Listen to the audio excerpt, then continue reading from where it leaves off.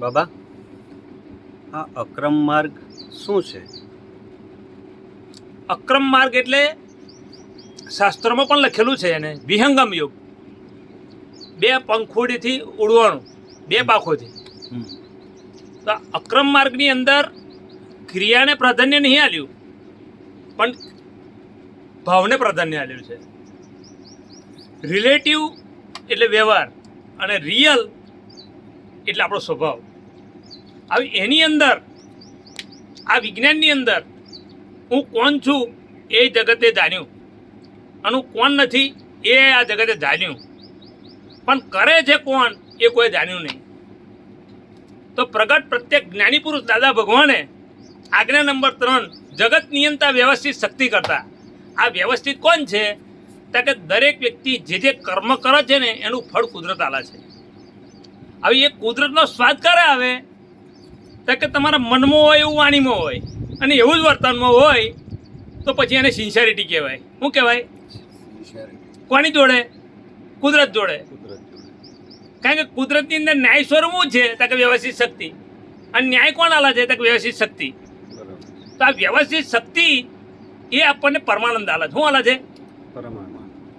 એટલે આ વિજ્ઞાનની અંદર વિહંગમ યોગ એ શાસ્ત્રની અંદર છે જ ને, શાસ્ત્ર વિહંગમ યોગ તરીકે છે જ ને. ગીતાની અંદર પણ આ યોગ બતાવેલો છે.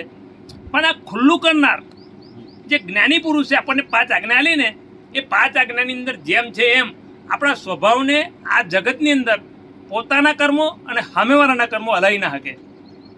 મારા પોતાના કર્મો અને સામેવાળાના કર્મો એને પ્રારબ્ધ કહેવાય છે કે હું જીગો છું અને સામે અંકિતભાઈ છે, સામે સોનુભાઈ છે.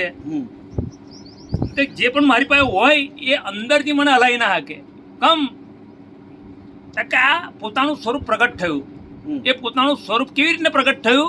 તો કે ડેવલપમેન્ટના આધારે. એ કયું ડેવલપમેન્ટ? તો કે ખરેખર જેને સત્ય જાણવાની ઈચ્છા હતી, જેને સત્ય જાણવાની ઝંખના હતી, એને આ જ્ઞાન પ્રગટ થયું.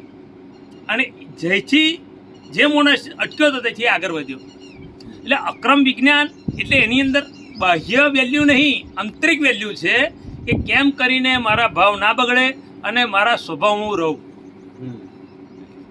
અને જેટલું તમે તમારા સ્વભાવમાં રહો એટલો સ્વાભાવિક આનંદ મળે. એ કયો આનંદ છે? પરમાનંદ. આજના ભૌતિક યુગની અંદર કોમ્પિટિશન ને કમ્પેરિઝનની અંદર લોકોનું જોઈ અને આપણે અંદરથી બહાર નીકળી જઈએ છીએ. અંદરથી બહાર નીકળવું એટલે શું સાહેબ? અનુકરણ.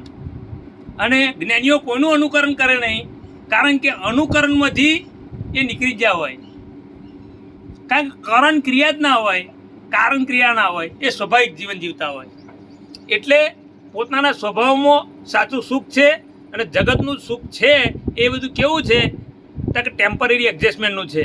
આજે મળ્યું તો કાલ જતું રહે, આજે મળ્યું તો કાલ જતું રહે. એટલે ક્ષણે ક્ષણે જીવનની અંદર અપ્સ એન્ડ ડાઉન આયાત કરવાના દરેક વ્યક્તિ પાસે. એ સંત હોય, સાધુ હોય, સંન્યાસી હોય, દરેકને અપ્સ એન્ડ ડાઉન્સ આયા કરે. પણ એ અપ્સ એન્ડ ડાઉન્સ એ કાળવર્તી થઈ જાય તો આપણે સ્વભાવવર્તી થઈ જઈએ. સ્વભાવ એટલે શું? તો કે અક્રમ વિજ્ઞાન. અક્રમ વિજ્ઞાન એટલે બીજું કશું જ નહીં. તો કે મન વચન કાયાને જેમ છે તેમ જાણી લેવું, એનું નામ અક્રમ વિજ્ઞાન. મન વચન કાયાથી જુદા રહેવું, એનું નામ અક્રમ વિજ્ઞાન. એટલે કવિરાજે કહ્યું, ભગવાન શું હશે, કેવો હશે, ક્યાં હશે, સનાતન પ્રશ્ન ગુચનો કાયમી ઉકેલ છું. ભગવાન શું હશે, કેવો હશે, ક્યાં હશે. સનાતન પ્રશ્ન ગુચનો કાયમી ઉકેલ છું. ભગવાન શું હશે, કેવો હશે અને ક્યાં હશે. એ સાહેબ આપણો જગતના તમામ હિન્દુસ્તાનની અંદર પુનર્જન્મને મોણા છે એને બધાને પ્રશ્ન હતો, ભગવાન શું હશે, કેવો હશે ને ક્યાં હશે. પણ દાદા ભગવાન અક્રમ વિજ્ઞાની એમણે 5 આજ્ઞાની અંદર આખું બધું જ બ્રહ્માંડનું રહસ્ય ખુલ્લું થઈ ગયું. સાહેબ ચતુર્ગતિની અંદર જે ગતિમાં જવું હોય એ આ 5 આજ્ઞાની અંદર જઈ શકાય. તમારે જે બનવું હોય એ બની શકાય. તમારી વારે વાર 5 આજ્ઞા એટલે તમારો સ્વભાવ ખુલ્લો કરે છે. પ્રભુ શું કહે છે? હું ખુલ્લું કરે છે? સ્વભાવ ખોટો. હા, તો આ સ્વભાવની અંદર આપણો ડબેલો સ્વભાવ હતો. કેમ? તો કે ભ્રાંતિ જેવું ફરતો હતો, હું જીગો છું, હું જીગો છું, હું જીગો છું. અને એ ભ્રાંતિની અંદર એ મને બહાર કાઢ્યો. તો ભ્રાંતિ તો છે જ, પણ એ ભ્રાંતિને ચલાવનાર કોણ છે? તો કે કુદરત. અને હું કોણ છું? તો કે કુદરતી સર્વતા મુક્ત એવો હું શુદ્ધ આત્મા છું. હું અનંત જ્ઞાનવાળો છું, હું અનંત દર્શનવાળો છું, હું અનંત શક્તિવાળો છું, હું અનંત સુખનું ધામ છું. એ આત્માના ગુણોની ભજના છે. શું છે? હવે આ ખ્યાલ આવ્યો પ્રભુ તમને? જી. હે? અક્રમ વિજ્ઞાન સમજ આવ્યો. પણ અક્રમ વિજ્ઞાન એટલે ક્રમિક બરોબર છે, ખોટું નહીં, પણ અક્રમે બરોબર છે.